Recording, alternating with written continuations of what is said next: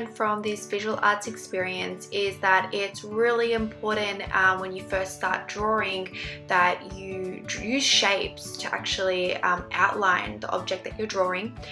It just makes it a lot more easier when you actually go to incorporate lines and texture. I found that by using a charcoal pencil, it can make things really difficult. As you can see in my drawings, it just leaves really dark lines all over the place, and it's really hard to rub out. So that's something that I would change, and if I'd be incorporating this lesson into a classroom, I would have them use more of like a lead pencil or a much lighter pencil just so they could rub it out. Although my arts instructor did inform me that if you use a form of putty, like a putty rubber, that's actually really good for getting out charcoal. But I think for novice drawers, using a pencil that isn't as dark as the charcoal pencil would be best. Furthermore, I learned that by incorporating tone and texture into my drawings, it gives a lot more depth and 3D dimension to the drawing, which makes it appear more realistic. As you can see, I have a long way to go in terms of being an artist, but it was an enjoyable lesson and I did get a lot out of it. I learned a lot about how to measure using your pencil. So, you know, you can see an object and it may look small, and then trying to put that onto a piece of paper can be difficult, but using a pencil as a form of a measurement and lining it up with your eye, that's actually a really good way of being able to then draw your picture on the piece of paper, so it takes up the whole piece of paper. I also learned how important it is to actually look and make sure that your drawing is within the perimeters of the page. To begin with, at the beginning of the lesson, I started drawing the pot really close to the edge of the page, and my instructor informed me that if it was to ever be put into a frame, I would lose half of that picture, and then in essence what I was drawing would be lost. So it would just give it a really different perspective, and the whole aim of this drawing was to have all the items grouped together, whereas if I cut off the pot, it would look a bit more distant and separated from the rest of the objects. Negative space is also another important thing, so making sure that that is evident in on the artwork, just so that it separates the objects. But yeah, all in all, I found this lesson to be, it was informative, and it has made me feel more confident in teaching art to primary school students.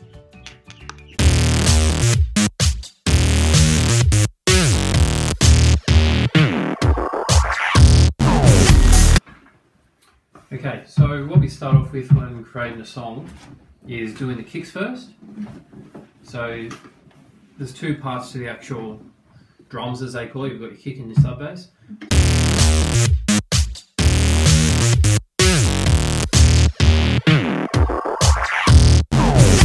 So then when you press play, you start to create your tempo and your rhythm.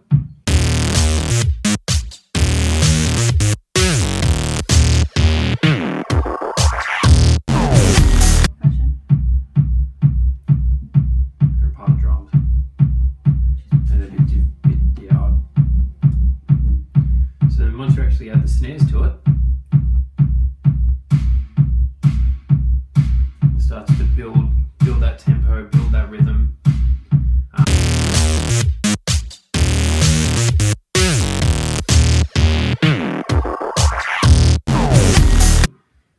These hits in between your kicks. So we've got your kicks here on your 1 and your 1.1.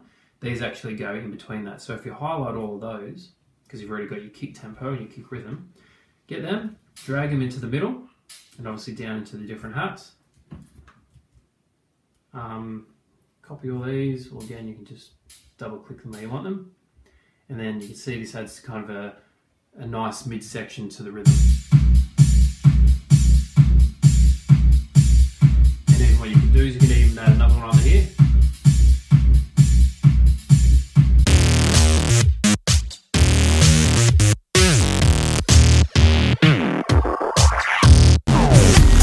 Once you single this out, if you single that means this is the only one that plays. Press this, and then you can actually add your notes in here.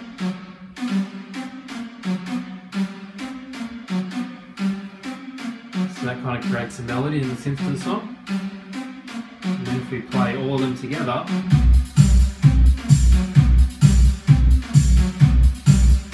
there you go, you've got a song.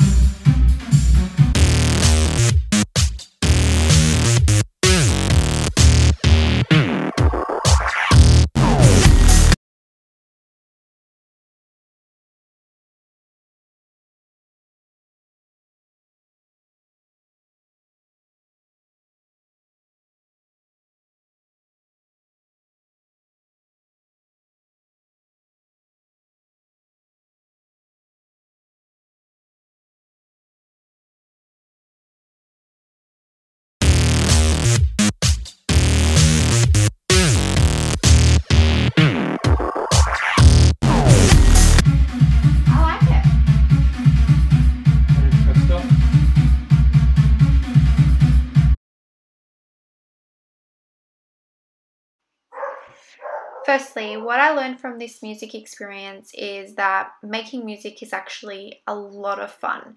I don't have any technical music experience besides what I learned in school, and I especially had no knowledge of how to use musical software to make music, which I think is awesome because that is how schools are moving forward in the 21st century.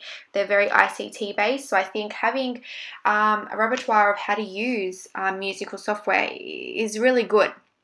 I believe this lesson it has really influenced my teaching pedagogies and creative arts. I think this is a really good, useful tool that I can implement into my creative arts music lessons, as it is a really clear way for students to understand the importance of duration and what duration actually is. To be honest, I didn't really have a very clear understanding into the musical element of duration, but from after doing this exercise, I could see the way that music, how it starts and how it ends, and that the fact at the beginning you need to create that beat and that rhythm and that tempo.